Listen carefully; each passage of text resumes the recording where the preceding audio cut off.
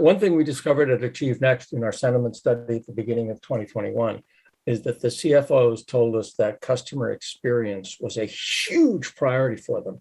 And then they said they don't know anything about it. Everything leads to growth with the National Association for Sales Professionals. The Leads to Growth podcast with the National Association for Sales Professionals provides in-depth discussions sharing the best sales, prospecting, influence, and communication skills, as well as sales training techniques to take your professional sales career to the next level. Hello and welcome to another episode of Leads to Growth with the National Association of Sales Professionals. I forgot I normally got a snazzy background here for you. I went with the blur one. I don't know.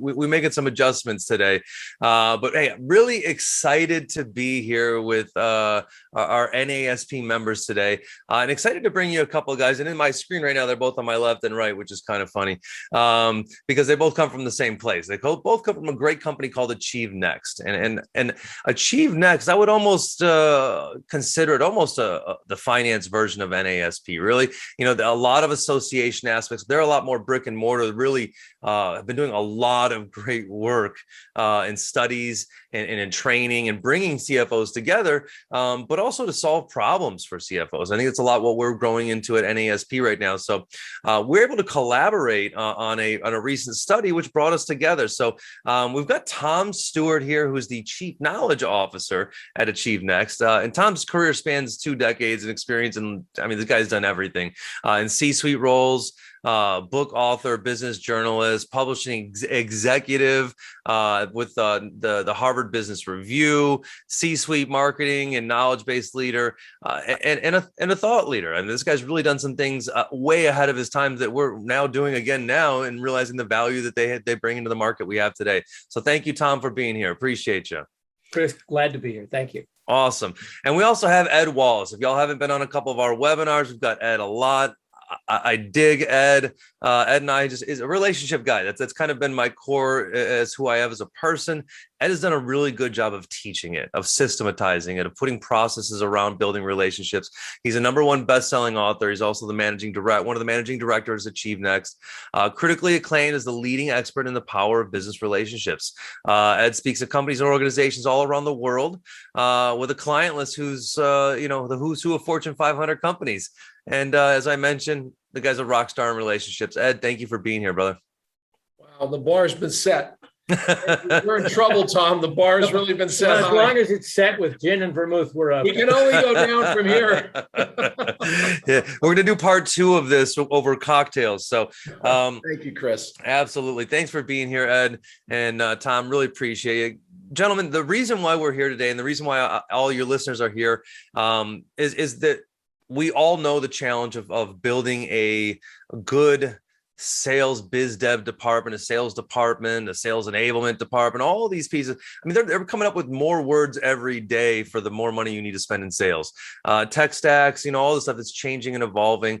And it is a constant back and forth with finance, always, because there is the constant look from finance of one way of your predictions are never right. Your estimates are always inflated. And then there's the other side where the sales is always, well, you're never giving us the resources that we need to do the things that we need. We're always half-butting it, half-assing it, so to speak, right? So there's always like this fight. And we came together and had some great conversations. So what I would like to ask each of you first and then have us discuss a little bit. But we'll start with Tom. Age before beauty, is that what they say? I was going to lead that.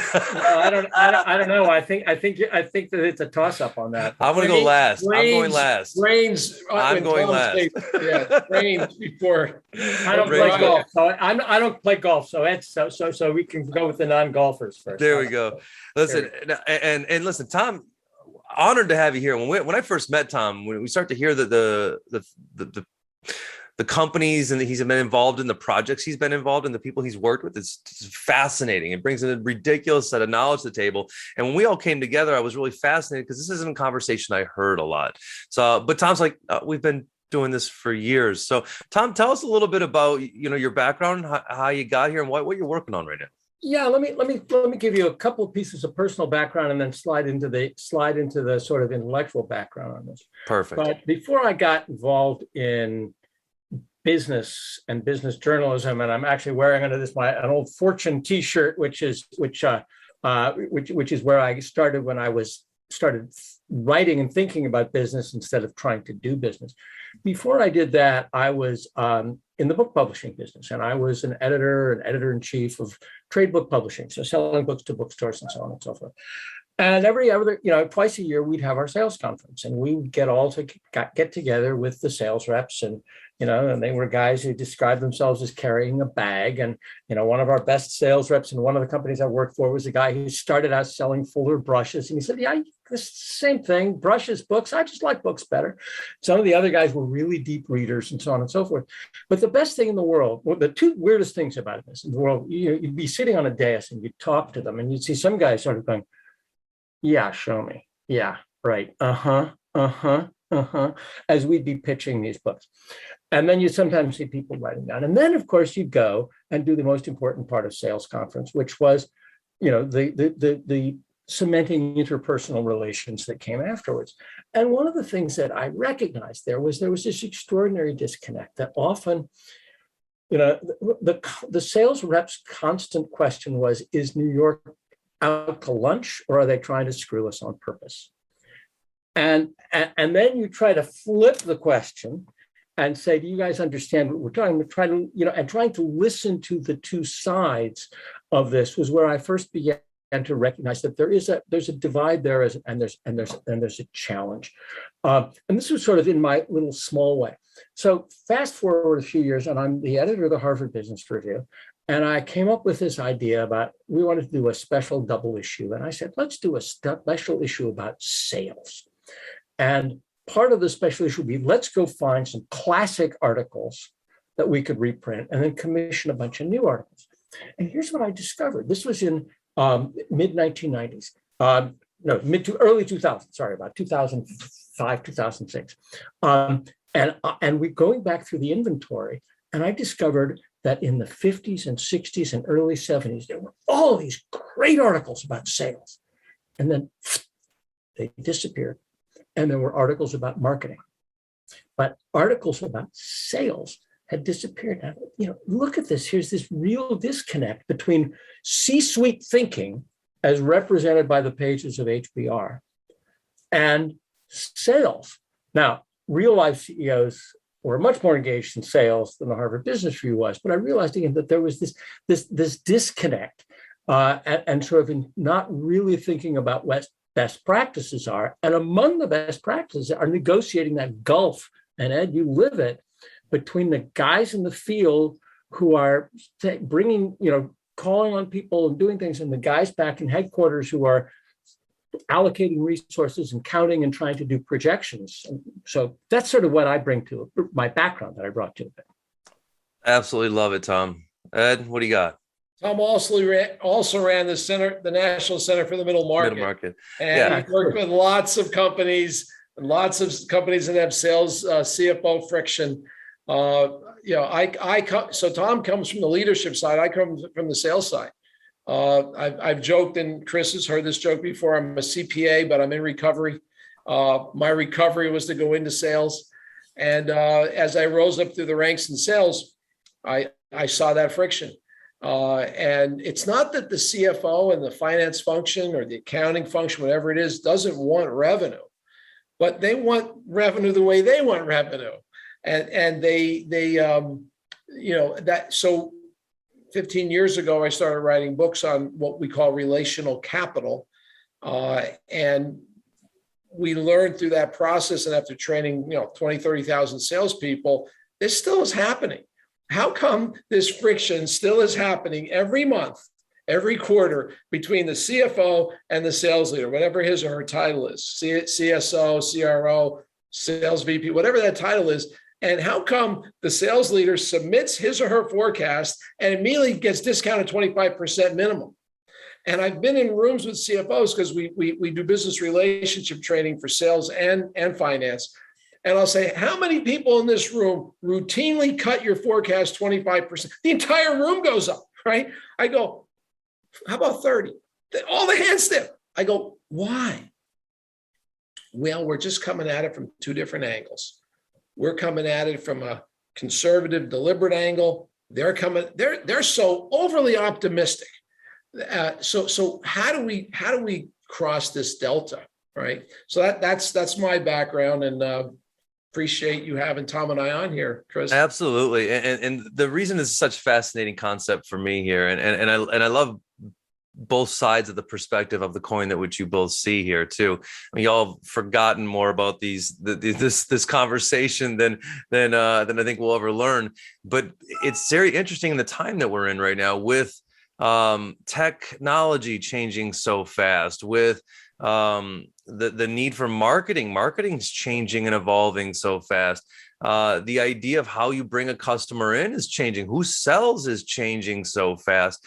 And with all this happening, you're also seeing now millennials. You're seeing these new millennials come in saying, you know what, I prefer a better sales training and onboarding than even upside financial incentives. And so you're seeing this shift, and you're seeing also the spending of sales enablement and all these tools going up and up and up and up. Why? Because it is the lifeline of your business, is your sales. Maybe not your sales department necessarily, but sales initiative in its fact. But I believe sales is now much more of it's tied in with more. It's a team effort. Right. And so what did you find with your research recently? I know we did some research together recently. Ed, you published an article recently on MBR, but I know you guys have been talking to the CFOs and really going out there. And what have you found your feedback has been from this? And maybe what kind of paths are we looking at? Hey, the problem exists. OK, well, what do we do now, type of thing? Do you want me to take that, Tom? Sure, you go first. I'll correct you. They're playing amicably. Isn't that nice? Exactly. You already said I'll correct you. Yeah, perfect. Go ahead. Let me. Nice. Well, Tom is better with the data, but I'm better with the behavior. Okay. And think about this. The most important aspect for a strong business relationship is shared goals. Well, the CFO wants revenue and the sales leader wants revenue. So they have a shared goal. They just disagree on how to get there. That's the ironic thing. They disagree on how to get there. And the research that Tom helped me with the article, the research that we did in the article came back that the CFO, almost more than anybody, wants to see this revenue growth, but they don't agree that investing in sales training is a way to get there. They don't agree in cleaning up their CRM is a way to get there. They don't agree that maybe bringing finance and sales together culturally is a way to get there. Mm-hmm. And the number one thing that we don't see is they don't get along with each other. So forget those other three if they don't trust each other. Yeah. So from a behavioral standpoint, the great thing is they share the goal, but then everything kind of collapses after that. And it's the feeling I was thinking about as you were talking there. The feeling I often get and have gotten in the past, or have heard from others even, is that, well, they just want us to do more. Right.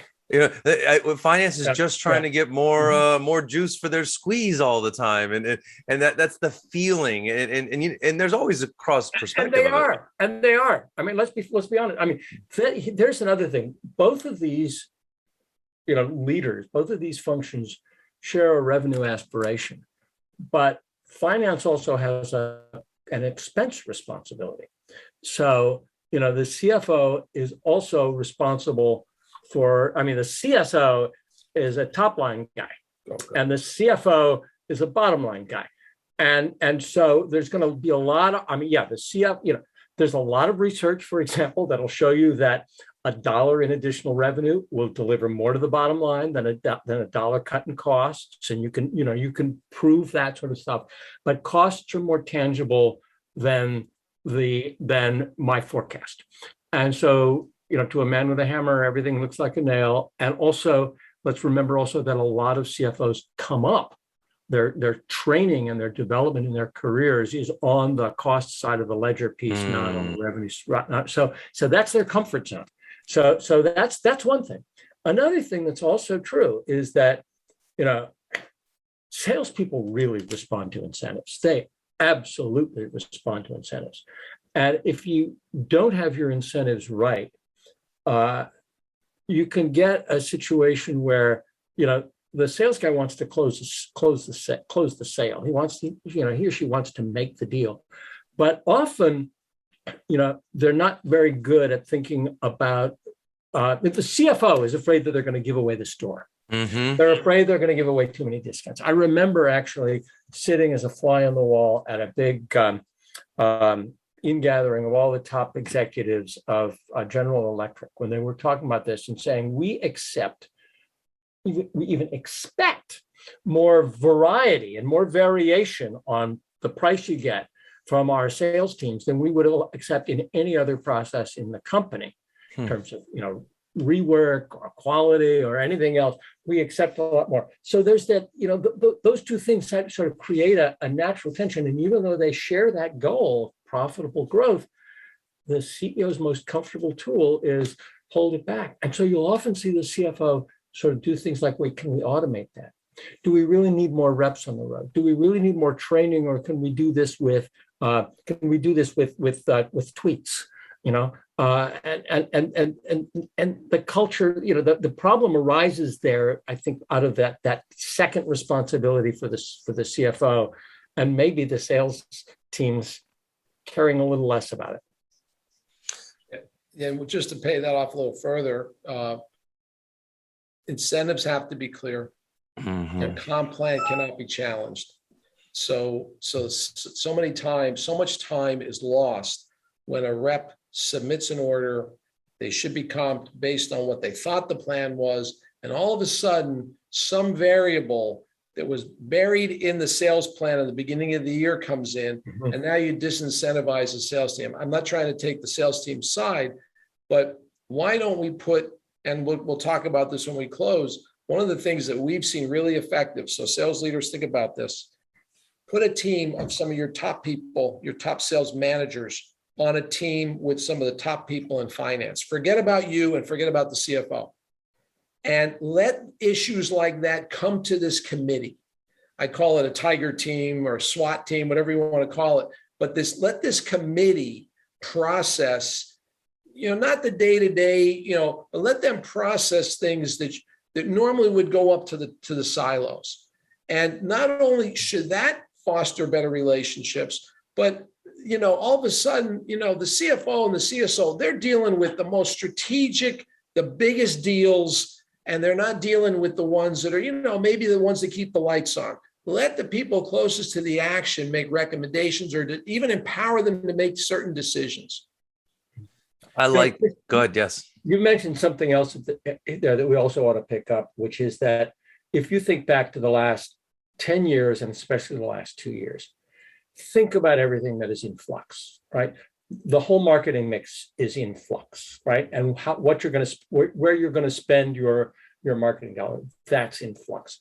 The whole tech stack, and by the way, the channels are in flux. It's not your marketing mix in flux, but your sales channels. And this week we've just seen the sales numbers coming from Walmart and Target, and we see what's online and what's offline, and you can put that for you can take that for every company of almost every size. The channels are in flux. COVID then, in the meantime, has thrown everything else into flux. You couldn't travel for a long time. Now, we're selling by Zoom, and doing things like this. We're wanting to get back. We've seen advantages and disadvantages. Do we go hybrid? What is all this? The marvelous opportunity is, if we can learn from this stuff, we can really come up with some solutions. The danger is we could have two different versions of reality, and we could say, well, this is what worked in COVID. Now, this is what worked in this. We could be drawing different lessons from the technology changes, the channel changes, the product mix, the product and service. By the way, we're more likely to be selling solutions rather than simple products too. So that's a different sell. So the product and service mix, the technology mix, the marketing mix, and now the impact on how do you grow in a post or enduring COVID environment, all draw great opportunities, but also could create great sources of confusion. And while we're trying to learn what Tom just said, guess what the customer's doing? Their buying process is so much better than it was.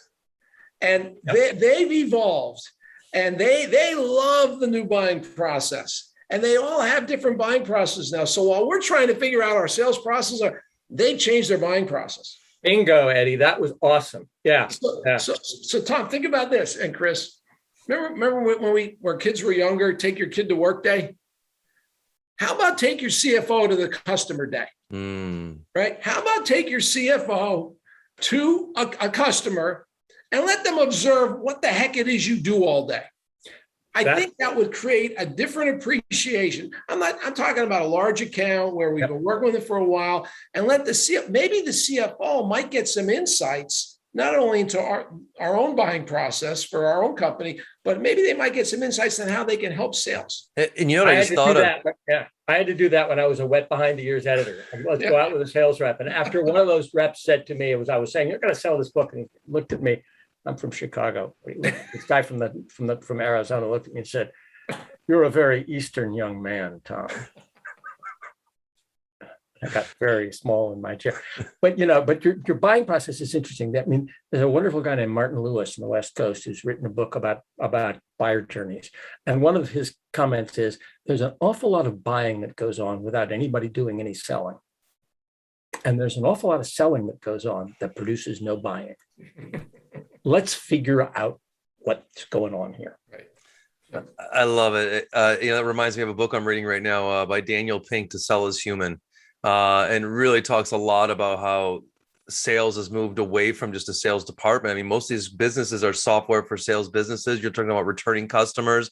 You're talking about customer engagement is your real salesperson, because they're the one getting that person to buy more, upgrade, and to stay and to stay loyal.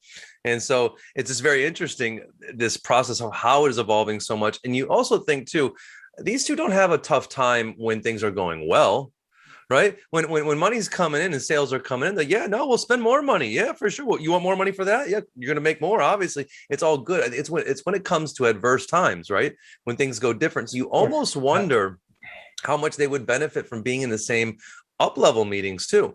Right. Imagine a sales leader sitting in with the CFO and saying, hearing the CFO hear from the CEO, whoever they're reporting to, saying, "Look, you're responsible for this bottom line," and then saying directly to the other salesperson or to the CSO, "Hey, you're responsible for the top line," and having both have some empathy in the messaging that they're getting and be able to see the holistic picture, as opposed to, you don't get what I'm going through and I don't get what you're going through.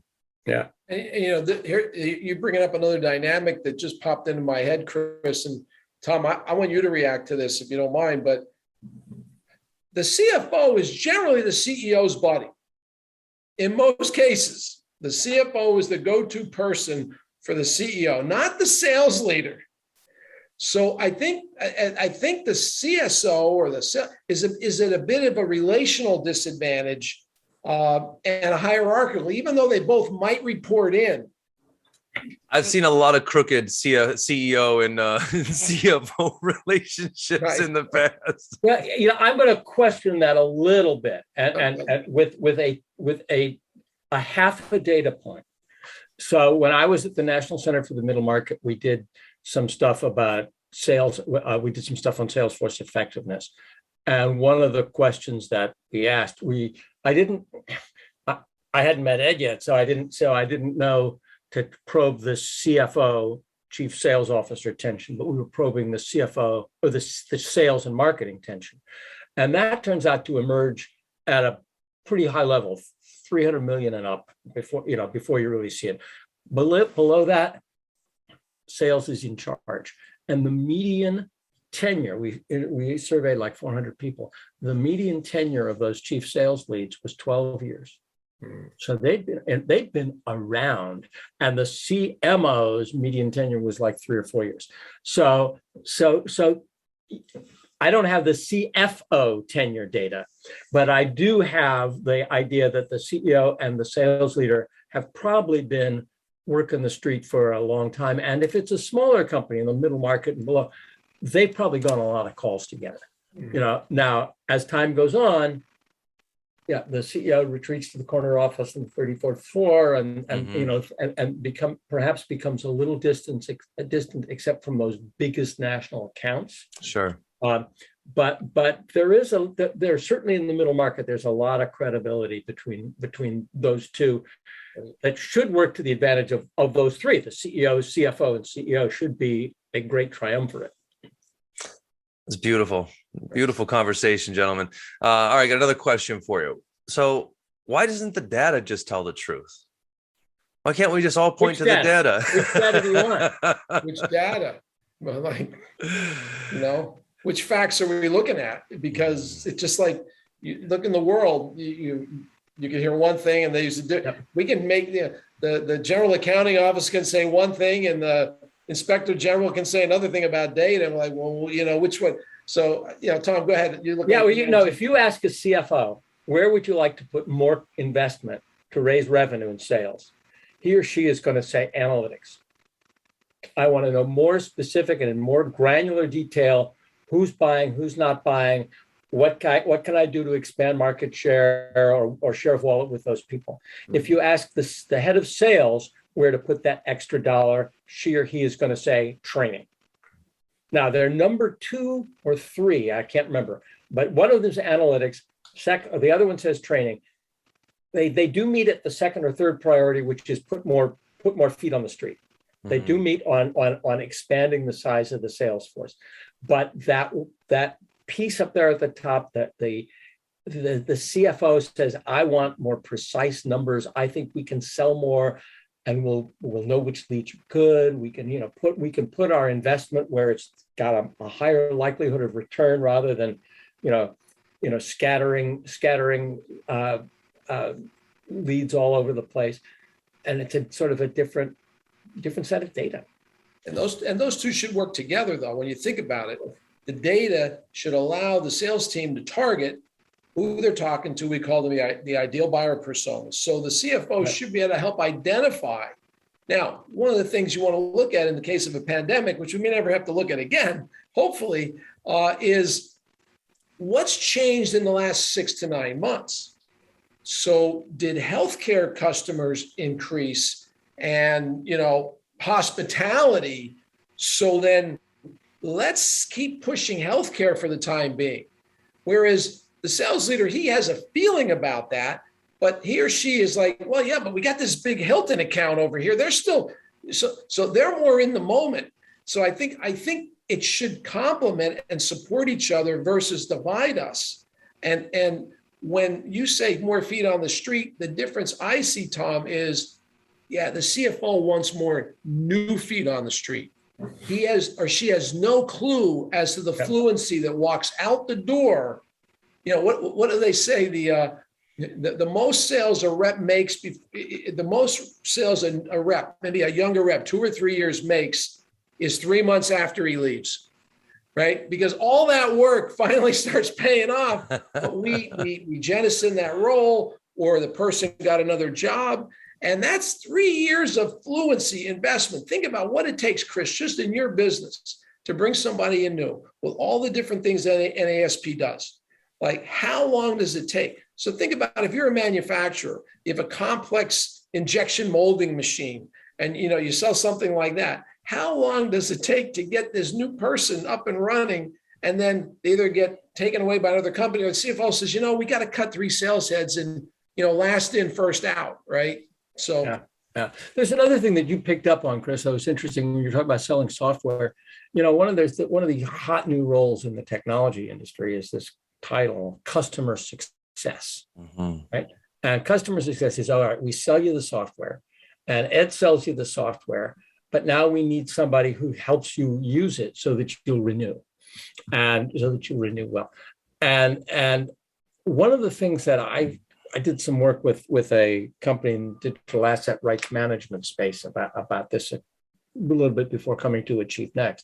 And one of the things that I discovered was that they did a really good job on the selling side, and they were selling a solution. So we're not just selling you software, we're selling you a whole new way of life. But the customer success function rather quickly degenerated into a monthly meeting saying, these are our KPIs, how much uptime, how much downtime did we have, and didn't really address all of those C-level issues that they were trying to address in the sales process. And so when it came time to renew, they'd bring them up again. But in the meantime, somebody else would come in from a competitor and say, oh, well, let's solve your strategic problem. Similar things happen with customer service too. Absolutely. Customer service too is often something that gets disconnected. And especially with your complex injecting molding devices, your software as a service, sales, success, and service, they're all together. And some sales guys don't really get that, and don't really understand it. They just want to go on to the next call. And so it's the hunters and the gardeners, right? It's a classic, the hunters and the farmers. But also some CFOs don't necessarily want to, customer service, that's a cost.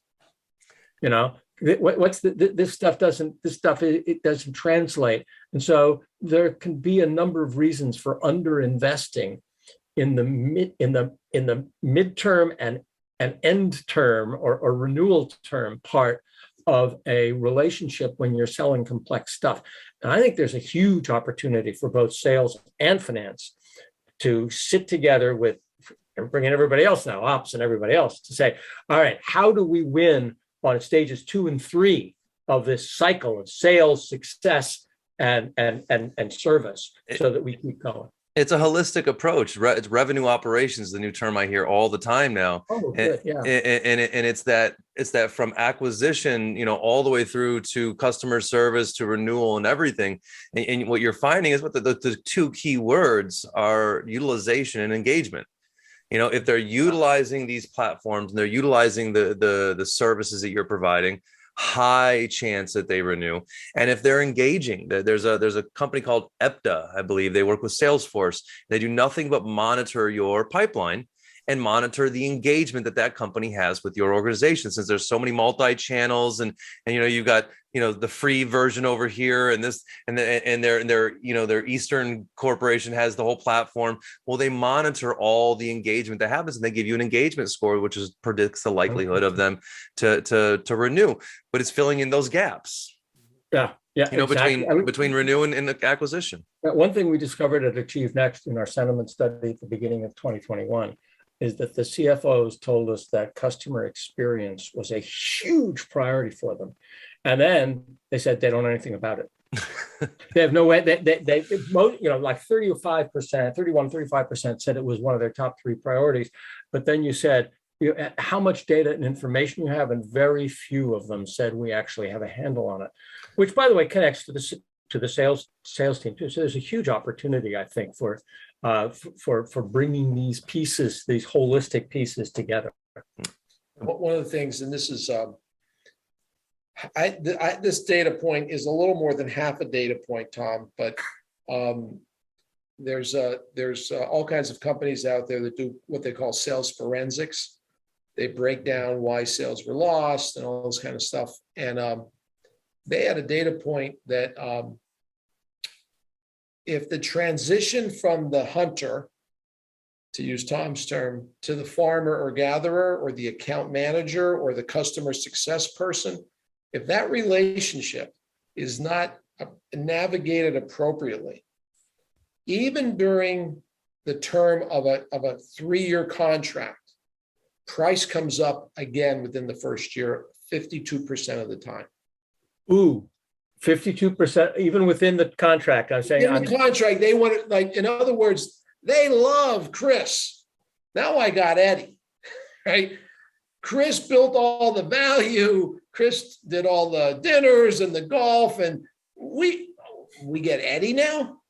Well, Chris has other, but so Chris has to make sure Eddie and the customer success team is set up for success. The problem is a lot of times Chris is a lone ranger, and until he closes that sale, he doesn't want anybody messing with it. So there's cultural things within the sales team as well. But think about it. Anytime you're transitioning a relationship, that person who's meeting, that customer is meeting the new person, they're starting at the bottom of the relationship. It's an acquaintance again. How are we preparing the person we're handing off to be successful? It's not just about the customer success.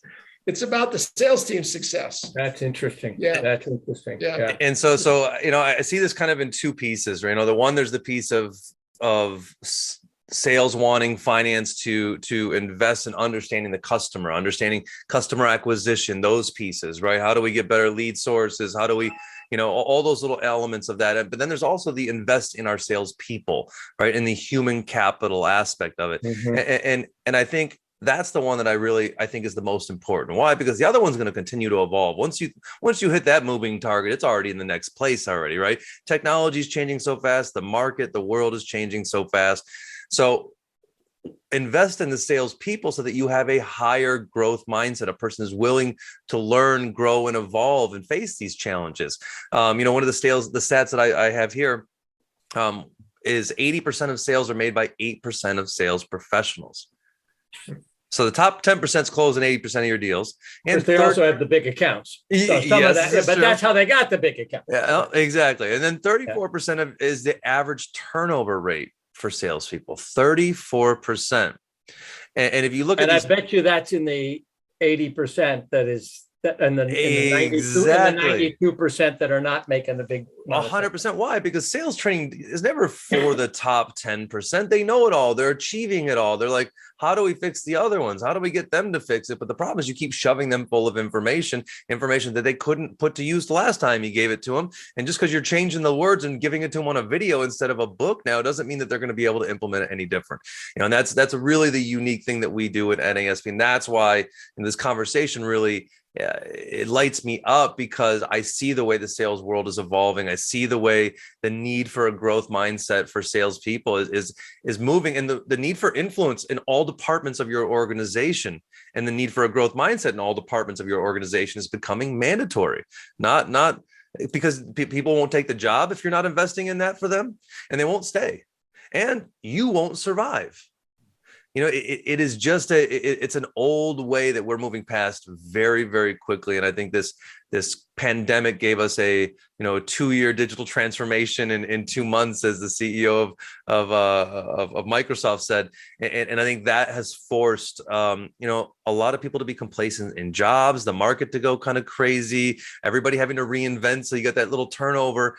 And I think we're in a great place to move forward in some beautiful relationships. And I think the future of successful companies are those who adopt holistic forms of working together, where departments are no longer siloed. They call it the holacracy, right?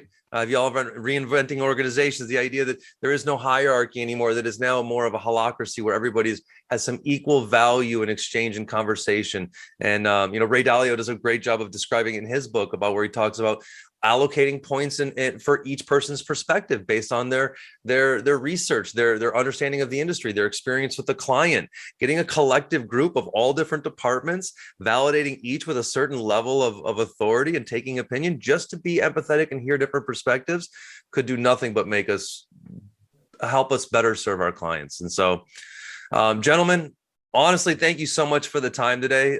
This conversation got picked up quickly and was very enjoyable. I think I could have done this for another 30 minutes or so, maybe 25 with Ed here.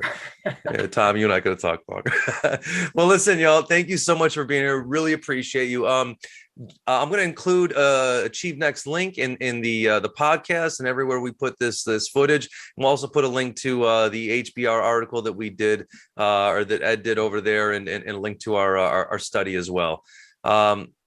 We are the Leads to Growth podcast. Make sure y'all do what you're supposed to do: like, comment, and subscribe. But most importantly, just hit those 5 little stars at the bottom. Tell us how great we are. We'd love to hear it, especially Tom. So thanks so much for being here. We'll see you all in the next Leads to Growth.